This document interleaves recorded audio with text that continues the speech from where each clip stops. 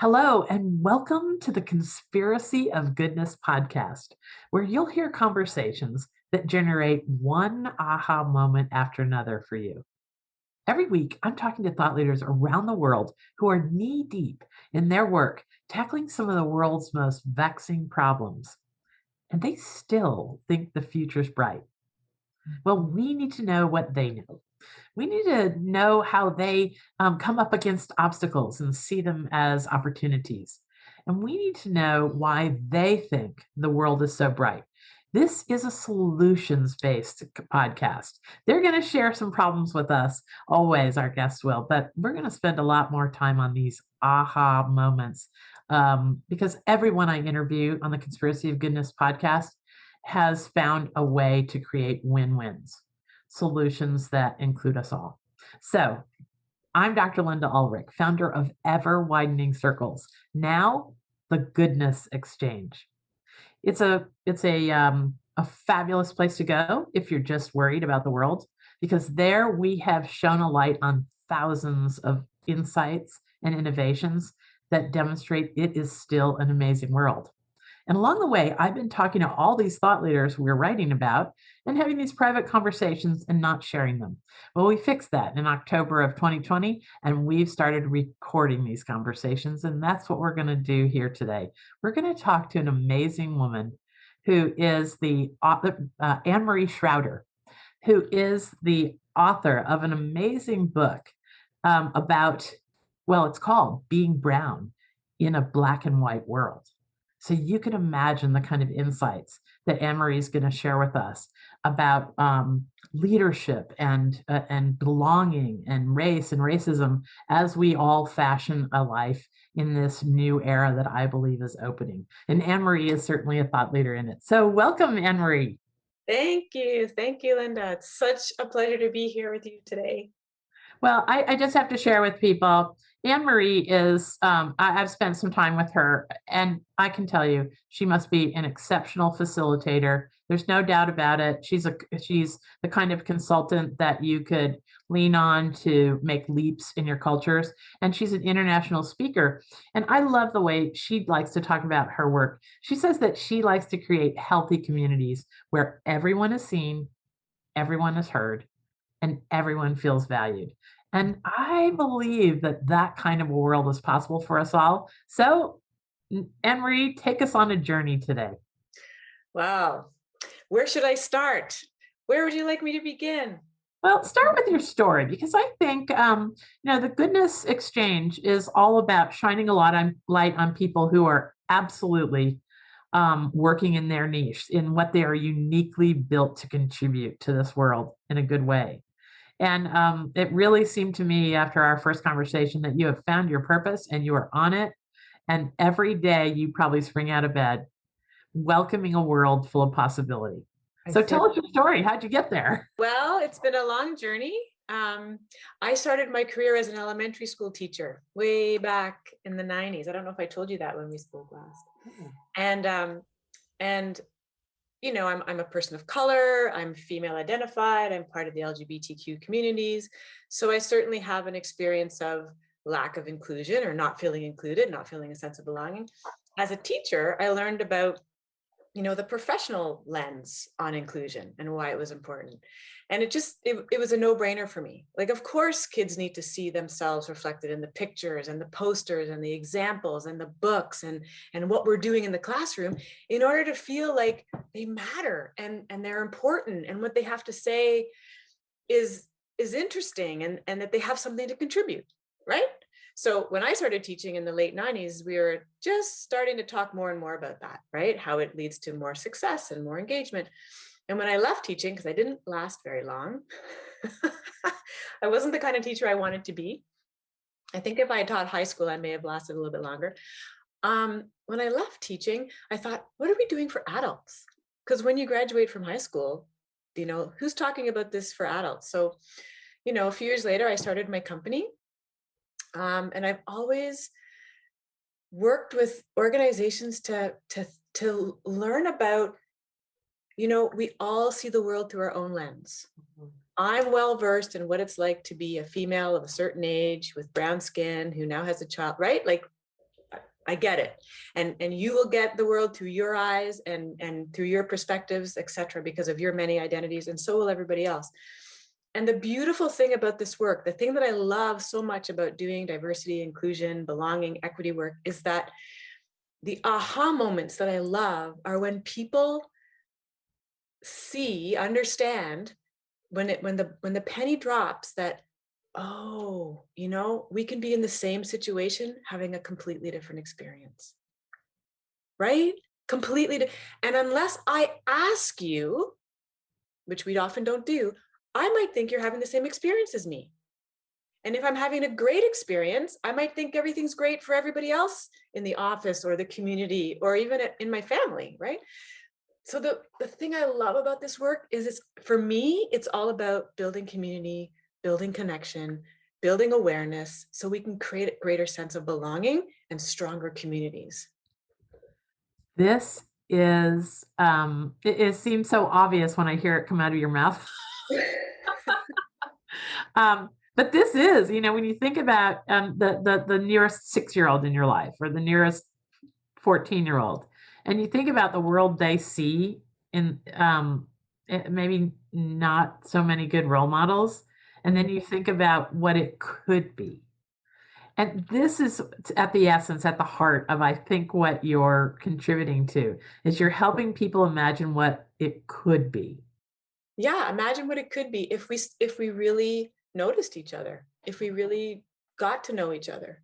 And you mentioned little ones. Little ones, often in sessions or workshops, we talk about, I talk a lot about race and racism. We talk a lot about not seeing color, right? And how some of us have been taught not to see color, that, it doesn't matter. And it does. Yeah. It's part of who somebody is. It has to matter. It's part of our experience. It's part of how it informs how we move through the world, how people see us, how we're treated. And little ones are so good at noticing the obvious that us as adults have been trained not to see. Yeah. So they'll notice the person in the wheelchair or the person who has, a different color skin, or the person who is walking with somebody of the same gender, right? And then we're like, shh, don't say that out loud, because we're freaked out because we don't want them to.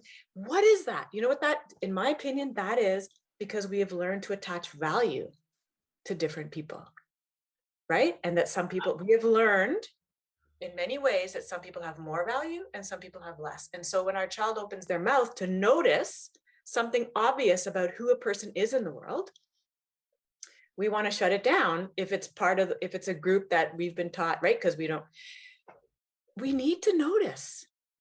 Wow. This is a really, really key point. I got goosebumps on my arms.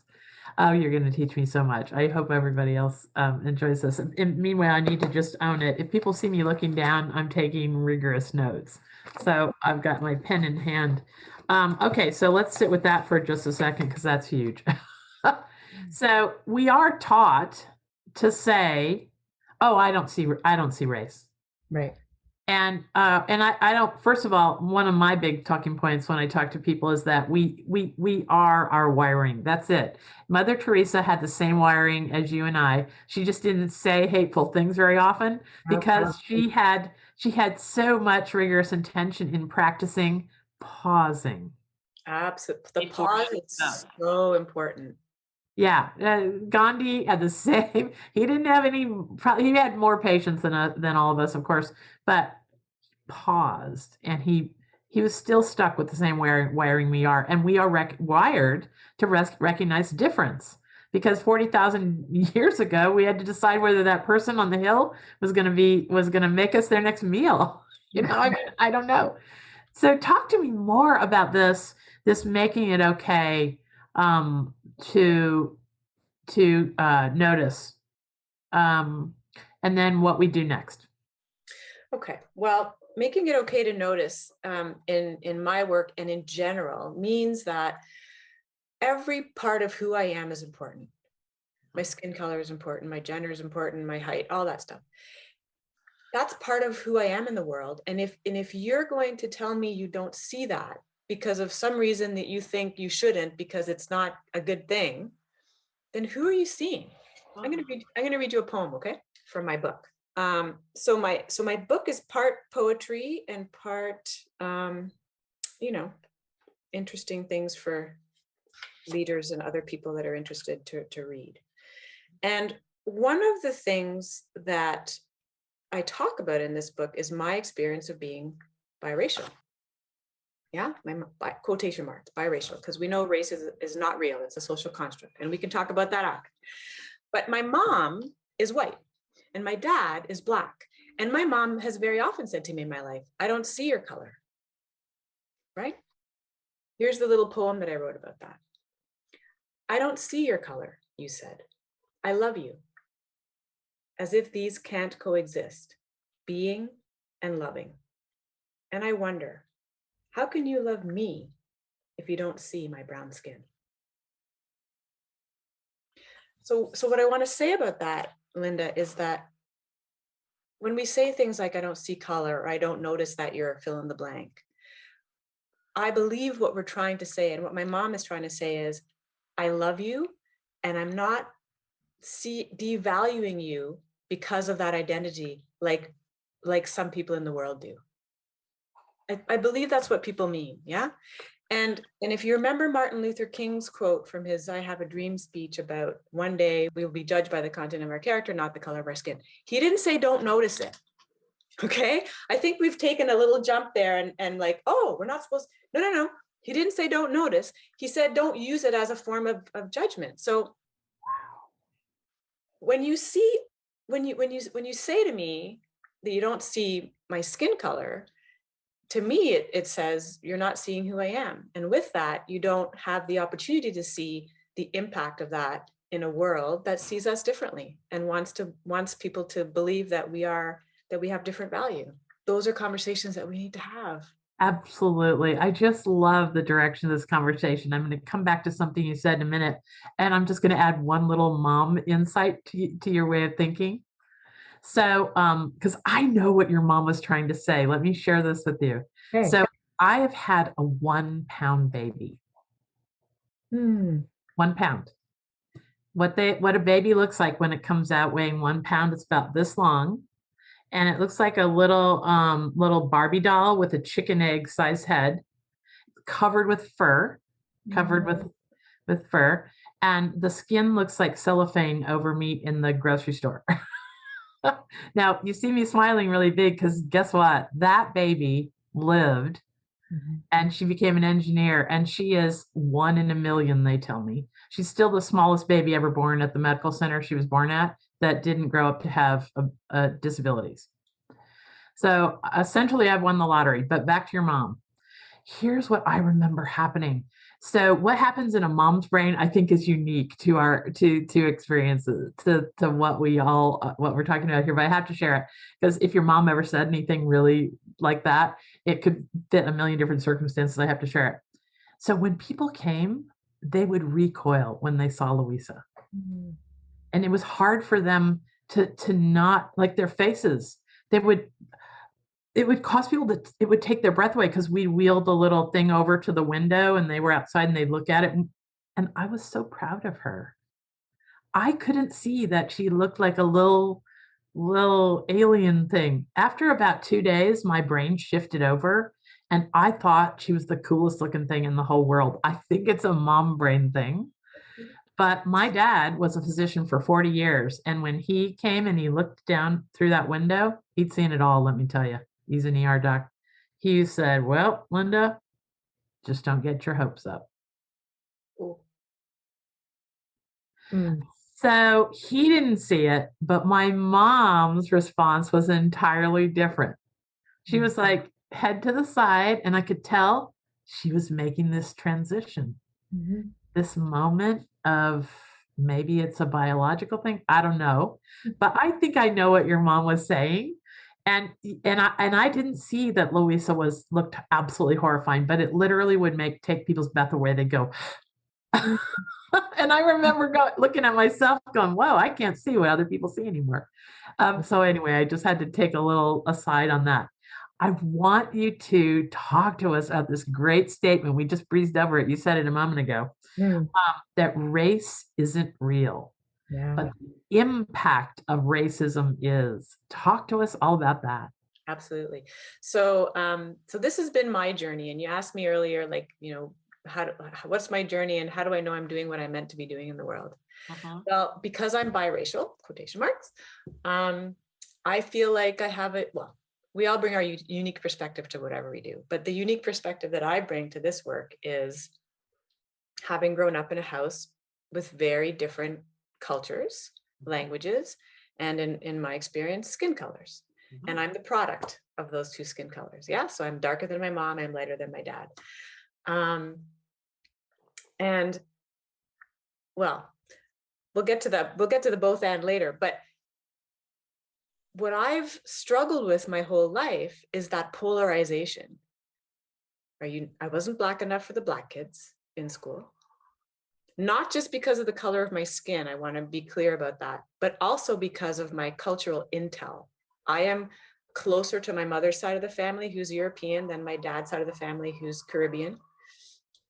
And because my mom was home with me, and she was a stay-at-home mom, and my dad worked, and so we had summer.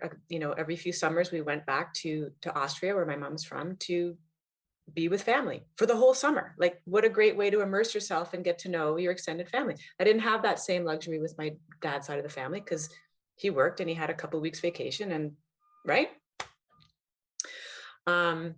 So growing up in the in-between place and trying to find, right, not black enough for the black kids and not white because my skin is brown, I've always been searching for a place to belong. And so I love that the D&I world, the diversity and inclusion world, has now included the word belonging. But I've always known that race is a social construct. Well, maybe not always, not since I was a little kid, but we learned about it in university. I did a master's in the sociology and equity studies department, but it didn't land for me until very recently, like in my body land. Like, what does this mean for me as a human being? Land. I could talk about it. I got the concept. So, and because of the folks that I was talking to about it, like, we're not learning that. We're not learning that race is a social construct. And what does that mean? It means somebody literally made it up. Okay? There are not different races of people. Like, somebody made it up several hundred years ago based on skull size and where the skulls were found. And they created names based on, like, geographic names based on where the skulls were found. The Caucasoid Mountains was one, Caucasian. Ethiopioid was another, because that skull was found in the region of Africa known as Ethiopia. And then they made all sorts of theories about people based on these skulls, how big they were, the size of them, like the shape.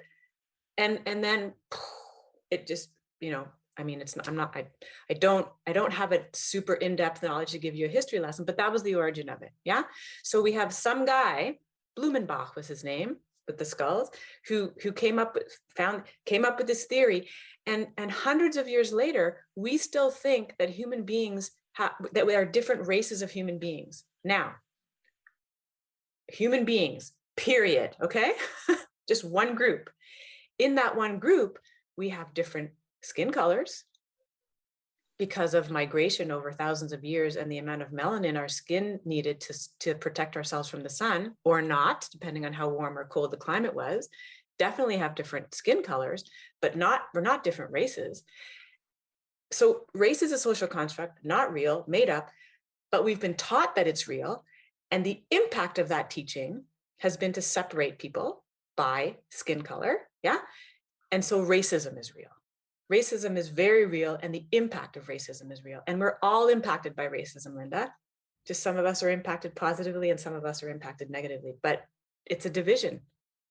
It's a tool to divide us, which is so painful when you think about it, for everybody. Yeah, it's such a detractor for everyone. Like in the big scope of things, it's a net negative no matter where you do the math. Yeah, I mean, it's negative in different ways, for absolute sure, Mhm. but we all lose. This is very, very, I just have to say, and I think this is where you're driving at. Correct me if I'm wrong. I had a really nice friend in South Africa, and her dad was of Indian descent, and her mom a British Rose, and she looked like her mom, and her sister looked like her dad, and they had lived completely separate lives, even though they were born only 13 months apart, because when she was born, she got stamped white, and when her sister was born, a person of color. I don't know how they did that, but I remember her telling me exactly how her life unfolded. Yeah. So different than how her sister's life unfolded. Isn't that amazing? And it's genes. Yeah. Yeah, it's genes. So now I want to read you another poem, if I may, called Just DNA. Here it is. No race should make me feel more free. And in some ways, it does. Reminds me of our common humanity. Connects me with everyone in a DNA dance. And in other ways, I feel more lost, have less of a tether to my families than I did before. I am a product of chance, random sequencing due to ancestral adaptation. True, I wouldn't be the color I am without my parents, but they didn't give it to me. It didn't come wrapped in two packages, merged. My skin color was created as part of who I am. It's mine. And poems have helped me in my life to understand what I'm going through and process that. And that's my experience of, oh, I'm not either or, half of, less than, more than, I'm just me. And it is truly the science of this is random chance on how the DNA worked out. I could have been lighter, I could have been darker, right? But the book, being brown in a black and white world, a little bit of a play on words because I'm talking about race, but we often want people to choose one side or the other. Why can't we just be in the both and? There's so much power in the both and. Okay, we're going to talk about both and, but I want to comment on your poem. Okay. Poetry as a whole. I know that I have to write for Ever Widening Circles and the Goodness Exchange, and just the process of trying to come down to conservation of words, right? Yeah. That process, that mind space makes you really think about the words you say and what all that's attached to them. Yeah, I see so much conservation of energy in that poem. And that's why I use them in the book, because for me, now my poems just, they show up, they arrive. That might sound a little hokey, but really not so much anymore. But there was a period of my life, I had a dog, I was out in nature every day walking for a couple of hours in the morning. And if I didn't take a piece of paper and a pencil, they'd be gone. They would come, I'd be thinking about something, they would appear, I would furiously write. And then I couldn't, if I didn't have it written down, there was no way I would have remembered it when I got home. So these are all poems that I've written on my journey to greater self-acceptance, to self-awareness, to understanding. And I wanted to put them in the book because it's the quickest way to my heart. And I'm hoping the quickest way to the hearts of the people who read it. That's because you've used such rigorous intention in cutting every single word until if you cut one more, it would bleed. I think Mark Twain said that. I mean, that's to me, when I listen to your words in both these two poems, every word matters. Yes. Yeah, love it. Okay. And I like to point out practical tips as we go through these podcast interviews. I think we've stumbled upon a lot of them already. I hope people are taking notes. We're going to make really great show notes for this episode, so you'll be able to catch and dive back into parts that really interest you in our conversation. But I'm with you. I walk with a sticky note pad everywhere I go. I literally never am without arm's reach for that reason that you just said. I'll scribble down a little insight, more than a to-do list, way more than a to-do list, an insight that will be gone if I don't. I feel like it's like a ticker tape of insight that I am getting access to, and I just snag it. It doesn't feel like it comes from me. It feels like it's coming from somewhere else. Yeah, I agree. So that's a good tip for people whose mind tends to want to work for them instead of against them. Yeah. So let's take a break. And when we come back, we're going to talk about this both them and us paradigm and the both and spaces, because this is such an empowering concept once we get into it. Okay, so we'll take a break and we'll be right back. Hello, I'm Dr. Linda Ulrich, founder of Ever Widening Circles and the podcast you're listening to now, the Conspiracy of Goodness podcast. And I have a question and an answer for you. Have you been hoping the world is actually a lot better than what you see on the news and social media? Well, it is. In fact, it's radically better. There is an enormous wave of goodness and progress well underway in the world that almost no one knows about yet. But on December 1st, 2021, all that changes with the launch of the Goodness Exchange, a digital landscape where you will see that the world is full of goodness and progress, and we will introduce you to the people making it that way. Bottom line, someone is solving every vexing problem in the world, large and small. And the Goodness Exchange is where people are coming together to amplify a future that includes all that. No one with good intention and good ideas need feel alone again. Here's what you'll find at the Goodness Exchange. There will be articles about the most amazing things going on in the world that are going uncelebrated. There'll be interviews and events that will send your mind and heart soaring again. And a social media platform dedicated to a culture of kindness, insight, and celebration, a way of amplifying a brighter future for us all. And that social media platform is a place where organizations doing good in the world will not have to hold their nose anymore. It can be a trustworthy, respectable place for organizations to host their groups and gatherings and connect with each other. A network of positive networks, if you will. The Goodness Exchange will be a place to find mini courses and master classes for personal and professional development. And eventually there'll be a jobs board. And we have a children's website already all teed up. The thread running through it all is that goodness and progress is everywhere. And we will help people cultivate what they are uniquely built to contribute to this future for us all. Now, imagine a website with no ads, no games, and no agenda. Just a simple and powerful vision of combining our collective strengths to create a future we can all celebrate. The Goodness Exchange will open a new era for us all as individuals, because you're going to find stuff that make your life better instantaneously, and as a collective, because we all want a better future for our children. Who knows what's possible if there was a place on the internet that brought out our best impulses and our collective genius? Join us after December 1st at the Goodness Exchange and start living with less fear, more joy as an individual and as a collective future for humanity. Thanks. Now we're back to the interview. Okay, so we're back. Anne-Marie, I just love the direction our conversation is going. So let's get into this both and spaces, this them us paradigm. Tell us what we can grow from. So what I've noticed, not just in the work that I do, and if we look around the world, right, but also in my body, in my being. Growing up as biracial, I was always feeling like I had to choose black or white, this side or that side. And we can see that with all sorts of identities, gender, sexual orientation. Like we want to polarize, right? Us and so what happens when we're in either or? What can happen is that we create an us and them, right? This side and that side. Our opinion, your opinion.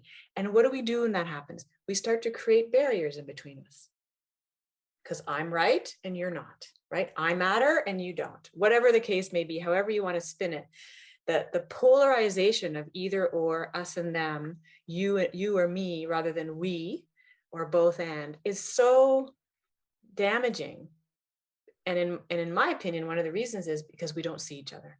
We don't see that common humanity. We don't see the we don't see how we are, we hear more and more now how we're all one, we're all connected. We don't see that. That's broken. And so my aha moment in my healing in terms of, my racial identity, quote unquote, was realizing that I'm not black enough, which I've always felt that I was, or too white, which I always felt that I was, but I'm both, right? I'm a combination and I'm both. And there's the and, right? Both and I'm me. So that's my own experience in my body as a person. But when we apply that to groups and the world, we all have our own work to do. We all have our own work to do around raising awareness, understanding, healing our own stuff.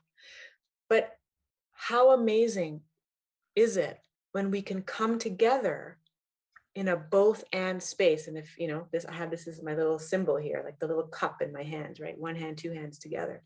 If we can all come together in this both and space, and in that space, there's room for the sides, quote unquote, right? Talking about race, there's room for white, there's room for black.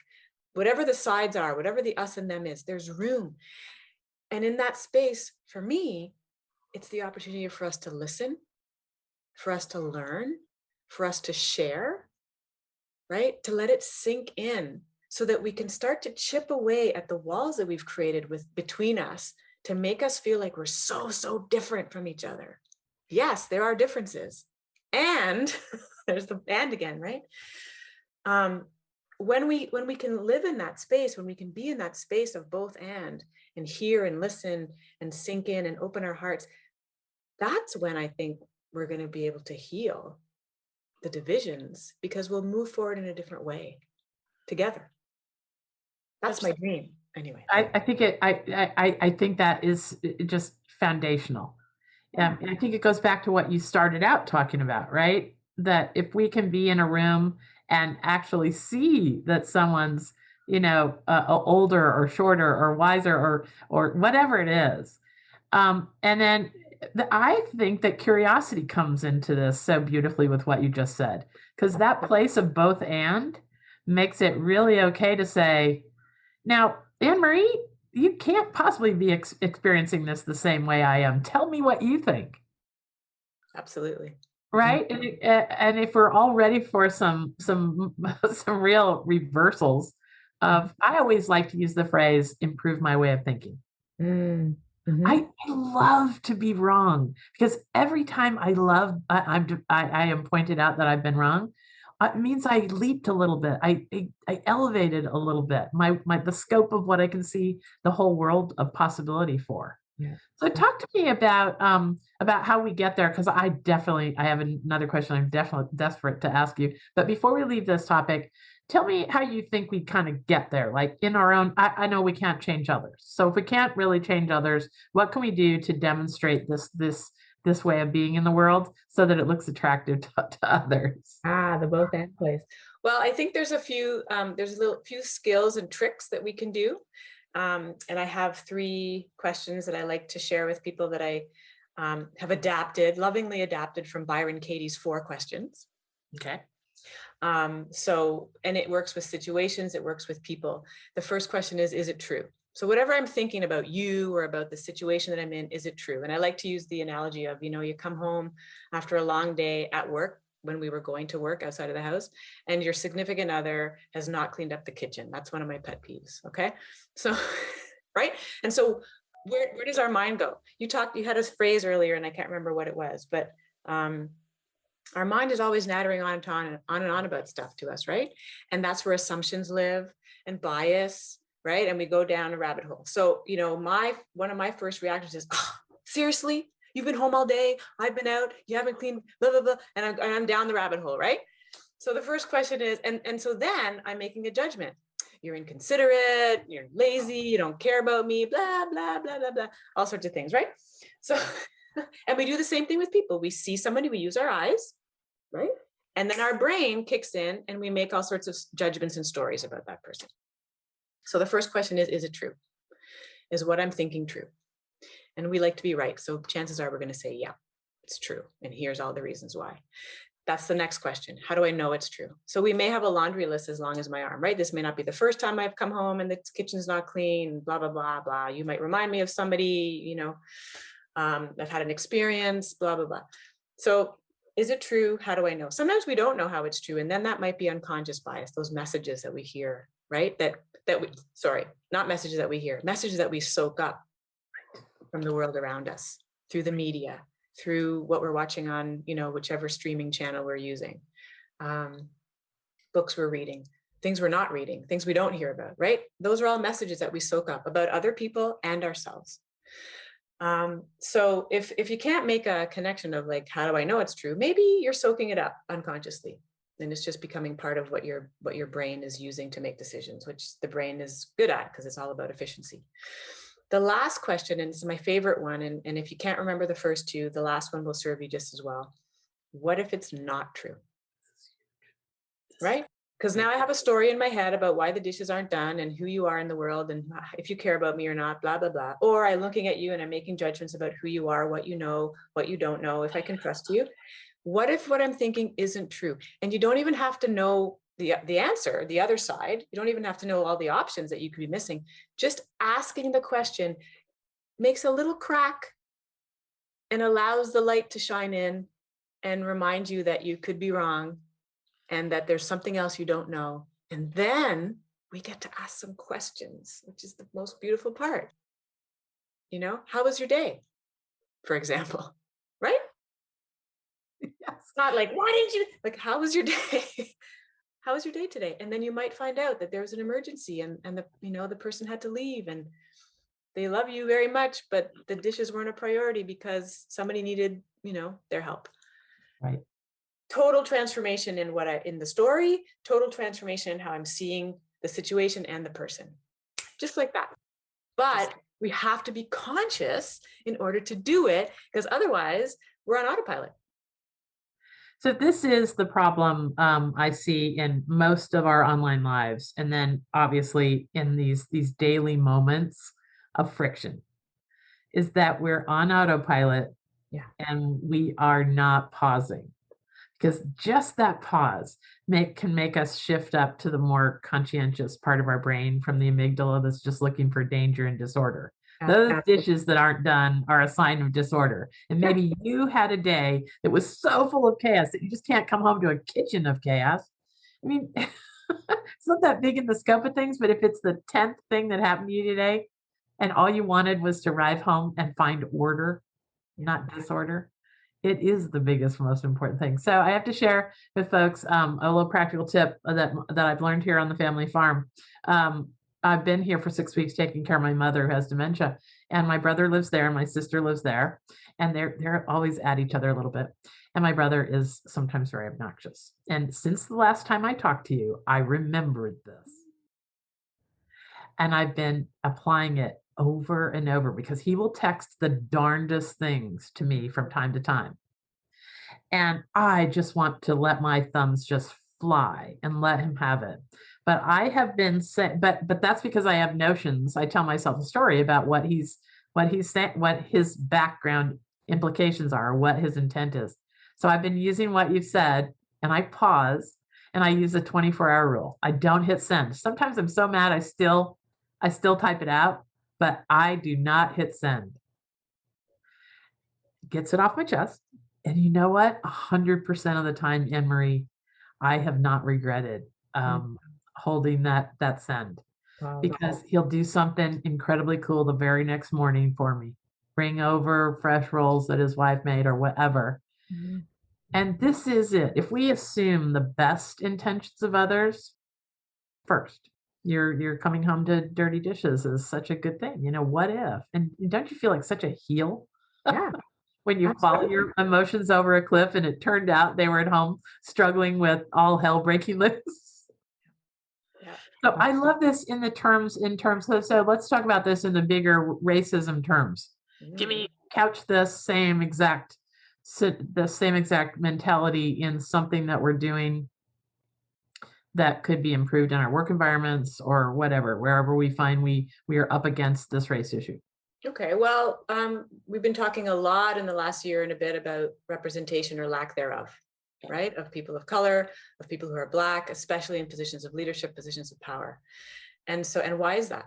Well, because we have an autopilot response when we see somebody of color based on what we've been taught about Blackness, what we've been taught about whiteness, what we've been taught about people of color, right? There's a hierarchy of value that we've been taught in our society and globally.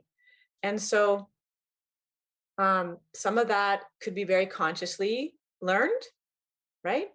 Family, surroundings. Some of it, much of it, is unconsciously learned.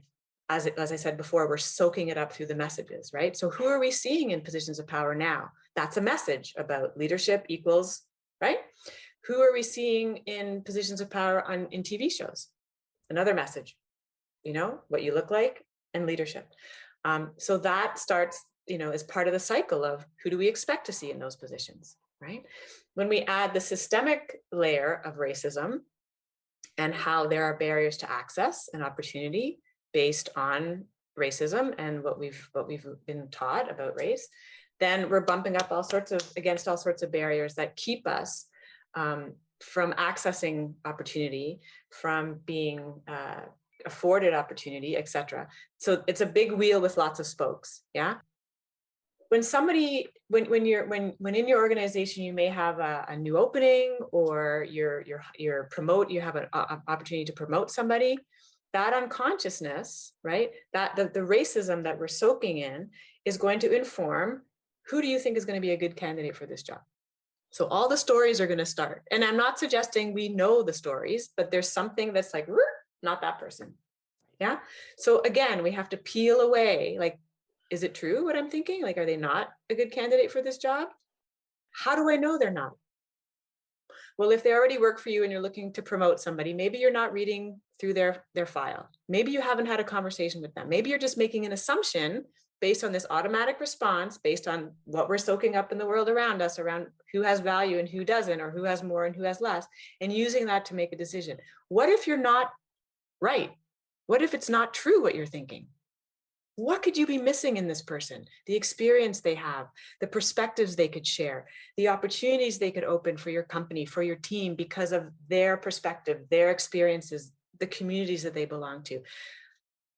The opportunities are endless. And so that's one example of how you can use those same 3 questions to peel away at, are you seeing the person in front of you? Or is the video camera that's lodged in our mind, based on all the things we've heard, seen, been told, that's shining, right? Are we seeing the picture that we think that we see, or that we've been taught to see, or are we really seeing the person? Mm-hmm. And so again, both and, if we can come out of the us and them space, we can get into a space where we can ask some questions, where we can get to know each other, where we can see and appreciate and pay attention more to who people are and what they bring, Mm-hmm. rather than who we think they're not. And that leads to how I assume you're all about general inclusiveness and all that, because I notice exactly the scenario that you're talking about in ageism. Yep, You know, absolutely. there's you remind me of a podcast interview I did with Chip Conley. Mm, So Chip Conley is the wise elder that the founders of Airbnb hired to be their mentor. Now, mind you, they were 27 and he was 43. So in that organization, I think the average age was 29. And yep, so he at 43 was a wise elder. But Chip has an amazing organization now called the MEA Academy. MEA, I think it's I'll put it in the show notes what that stands for. But anyway, he's always talking about ageism. yep. And that scenario that you just spoke about, if people don't live in places where they encounter people of different skin color, and that is so true in America. I hate to say that, but there are places where this conversation might fall flat because people don't even experience. I grew up I never knew anybody that didn't look just like me, the way Mhm. I grew up in this little tiny farming town in Illinois. And I think if we can think about this even in the scope of how we all run our daily lives related to all kinds of isms. Absolutely. Yep. Gender, age, sexual orientation, language ability, how our brains work, you know? Neurodiversity. I'm so in love with this term neurodiversity now. Yeah. Because every brain is truly beautiful, and if we can figure out a way how to tap some of the gifts that people on the spectrum have, oh my gosh, that's Amazing. I experience that every day with my child. She's 9, and she learns differently than I do. And I want to like pull my hair out because I'm like, why are you watching that while you're doing this? But mom, it helps me focus. And I'm like, what? How could that possibly? Like I want to lose my marble because I could never work with something on in the background. I can't do it. And so if I'm not careful, I'm going to say, don't do that. You need to turn it off. And I have. I'm not saying I haven't done this, but I have. Turn it off. You need to focus. And I'm preventing her from succeeding Mhm. and using a tool to help her do better because it doesn't work for me. We do that all the time. Oh, yes, and I think it goes the other way with young people. I'm interviewing lots of very, very, very young thought leaders in the world. I just got off a phone call with a guy who started a nonprofit when he was 11 years old. Wow. It's a water, his, nonprofit provides water in communities all over the world in really depleted places. Anyway, what if we're doing the same thing to young people? You know how people complain about Gen Z? What if they really want to be net contributors and we're just not asking them? Yeah. Or Because not hearing what they have to say because it's not coming out a certain way. yes, oh, that's the biggest. Yeah.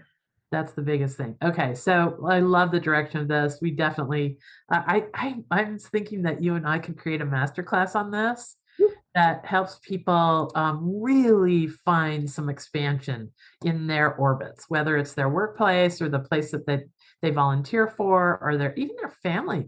I think there's some of this that happens in families. It happens everywhere. Yeah. Yeah. So yeah, let's dive right back into these notions about race that really are puzzling, Okay. really giant hurdles that we have to get over. I loved your thoughts, so I'm just going to fire a few of them at you. I loved your thoughts on why do we call Barack Obama the first black president when he's equally white in his genes? Yeah, it's a good question. So there's a couple of things. One, how are people perceived? How do we see people? And two, how do we identify ourselves? So sometimes those two things don't match. Yeah. I am a person of color. I don't use the title black based on my 51 years on the planet and never feeling black enough. I don't use that. I just I don't feel like I can. I should, whatever. But our histories have rules in them about who people are depending on how they look. So, and one of those rules in the United States of America was the one drop rule. Mhm. And I just discovered a new book called One Drop. So if your listeners are interested in learning more, Dr. Yava Blay has just written a book called One Drop Rule: Shifting the Lens on Race. So in the United States of America, if you had any Black ancestry, any, you weren't allowed to call yourself white back in the day. Okay? That has carried forward in a number of ways because if you're not white, then you must be black. Now, I'm light-skinned. I have tons of privilege because I'm lighter than my father, for example, or other black people. But in a context of in a history that we have, and history has legacy, right? So that carries forward. We teach our kids, and then we don't necessarily talk about it anymore. Like a lot of people don't know about the one drop rule, but it's part of our DNA now, and that's how we see people. So if we come from an environment where if you just had one drop and there were names for the different shades of brown, it's fascinating. If you come from that environment, then of course it doesn't matter that one parent is white and one parent is black. You're black because historically, you haven't been allowed to be white. Yeah. An individual will then can choose how they identify. Yeah. So I can identify, my daughter identifies as black. We're the exact same shade of brown. She identifies as black. Awesome. Yeah. So I think it's fascinating. Like what Well, we've you also mentioned the other day something I thought was interesting, is that the difference, you're Canadian, one of the things that's a nuance here that has big implications is that this kind of one drop rule has been written into U.S. law, whereas Canadians didn't actually have it written into law. Tell us a little bit about that history. I love that. Yeah, so I mean, I'm not a history buff by any stretch of the imagination, but I know that from doing courses in the United States and working here, that we have much of the same problems, much of the same type of history, not necessarily to the same magnitude. It doesn't look exactly the same, but racism, systemic racism, slavery, like all of that. Yeah. Um, but what I noticed in the United States of America is that things have been written down. And when I did, I came to New York a few years ago to do an amazing workshop on dismantling racism. And I was like, wow, all these laws, let me Google. So I, came home and I Googled and I couldn't, now, maybe I didn't search far enough, but that's also interesting, right? I couldn't find near as much in writing as you have south of the border, because I'm in Canada. The beautiful thing about things in writing is we can talk about it in a different way, because you can say, look, it's here in black, literally in black and white, right? That I believe that lends itself to a different different conversation, a different type of conversation, because it's a fact. We can talk about it. When we don't have things in writing, when we can't point to it, then it becomes easy to say things like, oh, I don't think that really happened. Oh, you must be, and I'm not just talking about history now, right? In everyday life, if we're having different experiences of the same situation, I might be experiencing something completely different. And sometimes we hear, oh, no, that's not what that is. You must be imagining things, or you're too sensitive. That's not what that is. How dare you? How dare you tell me that what I'm experiencing is a truth? So yeah, there are things in writing. If folks are interested, you can just, take a gander and see the trajectory of race as a social construct weaving into who has value and who doesn't, and therefore how we treat people and what people have access to based on the color of their skin. Mm. Fascinating. I love this notion because of that you just turned that kind of horrible thing on its head. That and so I'm going to pause there just to remind people that we have these choices in our business lives and our families too. We could be spending the next 15 minutes talking about how dreadful it is that the US wrote these things into law, but you've seen the possibility there. The possibility in that dreadful thing is that, hey, we can have a public dialogue about whether we want to be connected to that anymore, and we can change it. And it's much harder to change a whole bunch of things that are amorphous out in the world. But if you can change it on statute level, it slowly can permeate through society. The other benefit is that you can trace it. Ah, You can see how it evolved. You can see where it started. And then what happened after that. And then be like, how come we call Barack Obama the first Black president when he has, a white parent and a Black parent? Oh, let's go back. You can connect the dots, which is fascinating. yes, I love this. Okay. Here's another little quick one that I love you to comment on because I mentioned it to you the other day. So one of the fabulous guests that we've written twice about and interviewed on the podcast and was one of the kindest people to me when I just started Ever Widening Circles. His name is Daniel Kish. Mm-hmm. Daniel Kish is most well known in the world. In fact, his work has been seen by about 2 billion people. He's most known for being the real Batman. His eyes were removed before he was 6 months old, both of them, because he had a certain kind of genetic cancer in his eyes. So he literally has no idea what the color blue is or black or white or anything. It just isn't a mental construct in his mind's eye. So I've asked him about this when the George Floyd thing was going on in America so intensely. I was like, Daniel, tell me about how you think about racism. And that's when I knew that you're absolutely right.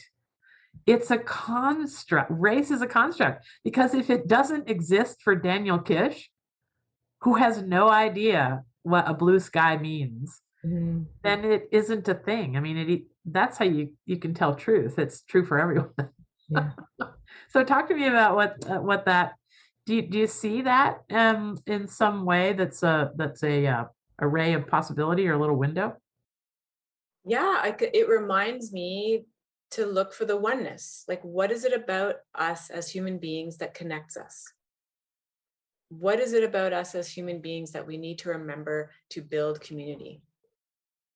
And yeah, we're going to have different experiences because of what we've done with concepts like race. We will have different experiences. But when we come down to the human being, what do we need? We all want and need the same thing: to be acknowledged, to be loved, to be safe, right? To have shelter. And we get distracted by all the different ways we look or don't look. And then we make it mean something, and it takes us out of the possibility of connection. Imagine what we could do if we remembered that we are all connected. Imagine what the world would look like. Imagine how less lonely people would be, for example. Yes. And that is how I've noticed Daniel's way in the world is. He's so quick to connect with people because he's connecting without the biases of vision. Yeah. He can just feel somebody's good positive intention or the kindness in their voice or whatever. He's using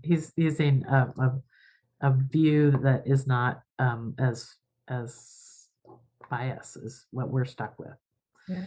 So I have to have you finish. We're getting close to the end of this interview, and I loved a quote that you shared with me last time we talked. It's about if you go too fast. Do you remember that? Yeah. Yeah. If you go too fast, you miss stuff.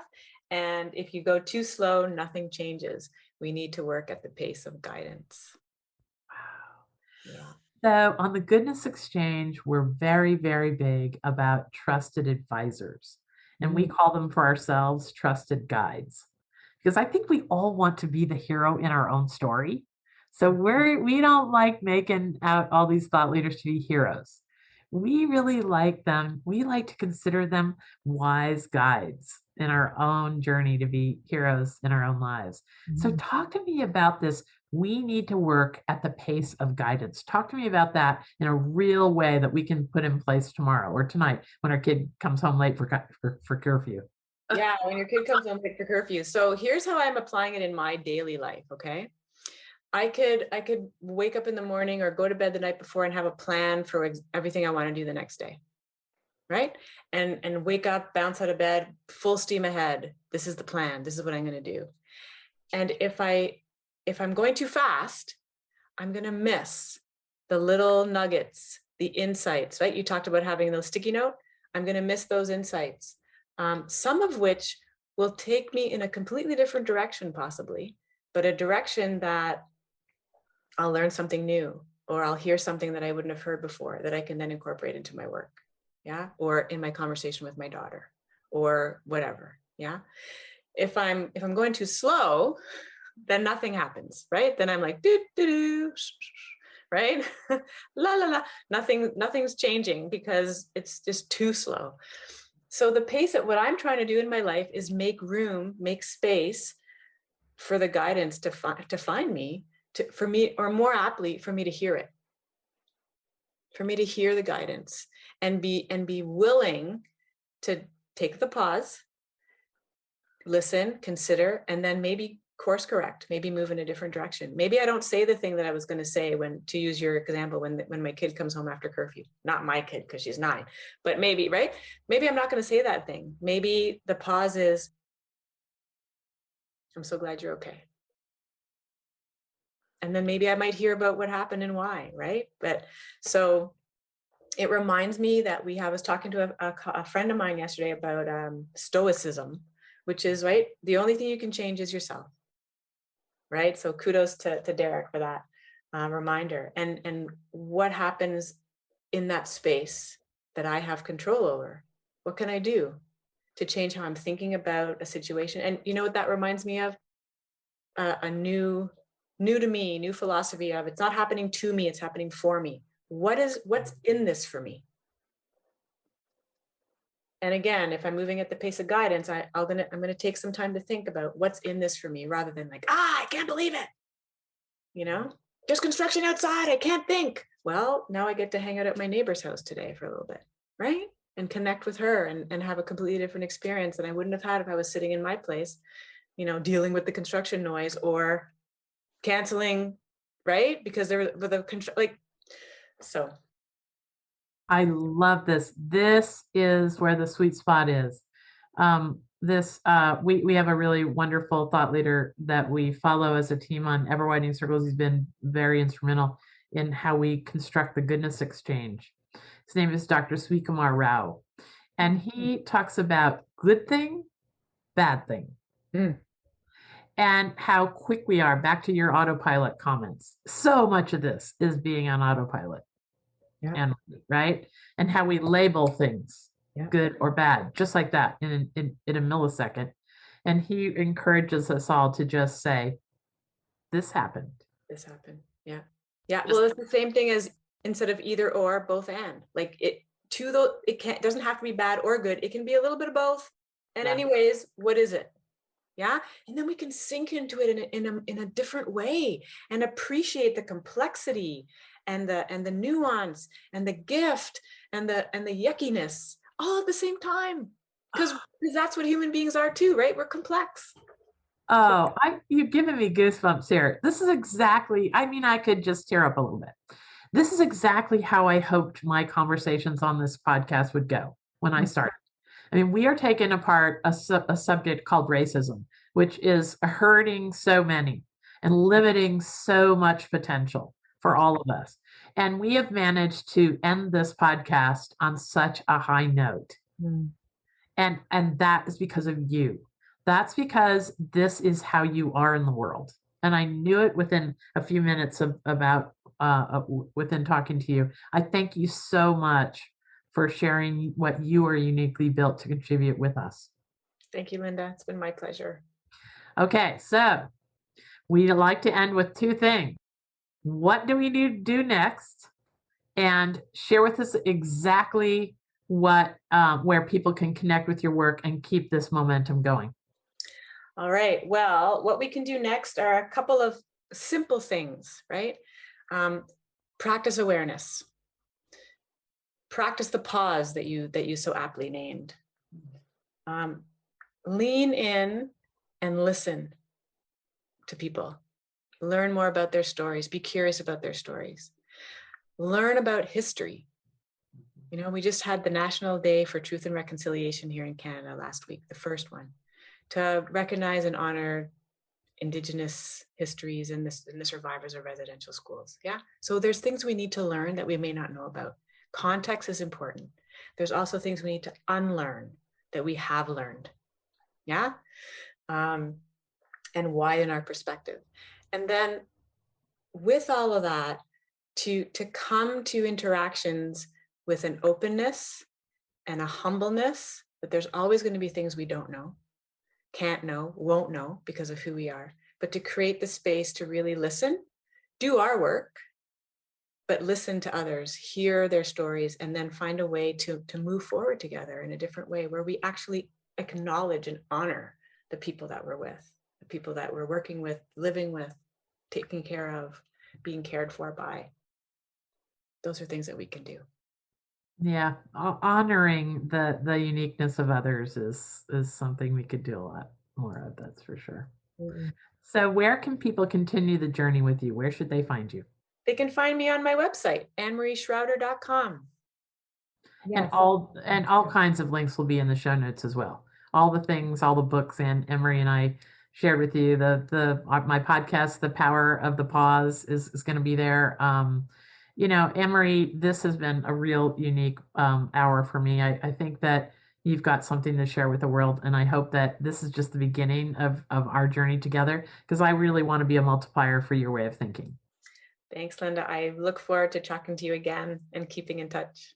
Okay, so remember to check out the Goodness Exchange and the new social media network that we're creating there, where goodness is the culture, where goodness and progress and being kind to others is the culture, and that's called the Conspiracy of Goodness Network. And the one thing you can do to keep the momentum going for this podcast and all the other great guests' good work that I'm elevating is to review this podcast. I'm an outsider to the internet, even though I've been diving in deep for 10 years. The way I understand it is the more reviews that this podcast gets, the more ears, eyes, and hearts it will open. So thank you. I hope all the connections to goodness and progress that we shared here will carry you through your week with a spring in your step, and you'll start finding all the joy and wonder that we've been talking about. Have a great week.